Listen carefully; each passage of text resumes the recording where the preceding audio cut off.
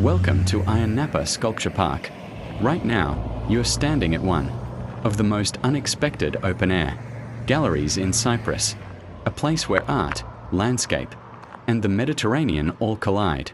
This park sits quietly above the coastline, away from the crowds that Ayia Napa is often known for, and yet it tells stories from all over the world. Every sculpture here was created by an artist who traveled to Cyprus, worked under the sun, and left behind a permanent piece of their imagination. As we begin walking forward, notice how the space immediately opens up. There are no walls, no tickets, no doors. Just stone, sky, sea, and silence, broken only by the wind and distant waves below. Take your time here. This walk isn't about rushing. It's about wandering. As you move along the path, the first sculptures begin to appear almost unexpectedly. Some are abstract, flowing shapes, twisted forms, bodies frozen in motion. Others are unmistakably human. Faces carved from solid stone stare back at you, each one with a different expression, a different mood. What's remarkable is how alive these sculptures feel. Despite being carved from marble, limestone, and granite, they seem to react to the light. Shadows move across their surfaces as the sun shifts, changing their personality throughout the day. Many of these early works explore themes of identity, balance, and struggle. Arms stretch upward.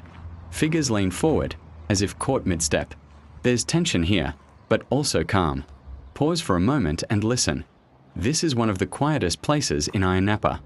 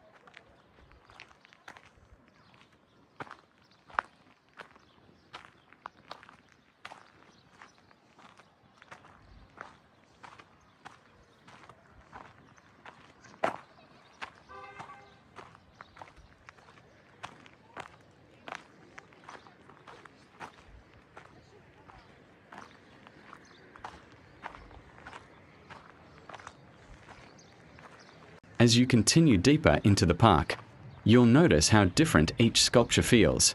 That's because this park is truly international. Artists from Europe, Asia, the Middle East, and beyond have contributed works here. Each piece carries the visual language of its creator's homeland. Different styles, techniques, and philosophies all sharing the same landscape. Some sculptures are deeply symbolic, others are playful. A few feel almost unsettling, with sharp edges or exaggerated forms that challenge your sense of comfort. And that's intentional. This park isn't meant to be decorative. It's meant to make you think. As you walk between these works, you're essentially moving through a global conversation, one told entirely through stone. Now, let your eyes drift beyond the sculptures. To one side, the Mediterranean stretches endlessly toward the horizon. On clear days, the water shifts through layers of blue, turquoise near the rocks, deep sapphire farther out. The park was designed to work with this landscape, not against it. Sculptures are positioned to frame views, to catch sunsets, and to interact with the surrounding cliffs and vegetation. Wild plants grow freely here, grasses, shrubs, and small trees weaving between the artworks. Lizards dart across the rocks. Birds circle overhead. This blending of nature and sculpture is what gives the park its unique energy. Nothing feels forced. Everything belongs.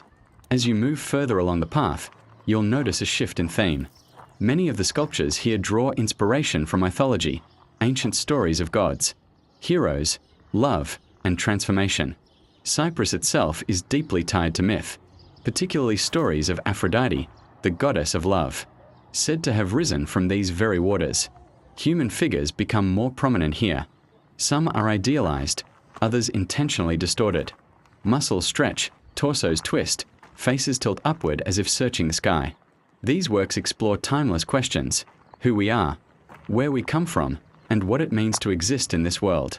Standing among them, it's easy to feel small, but also connected.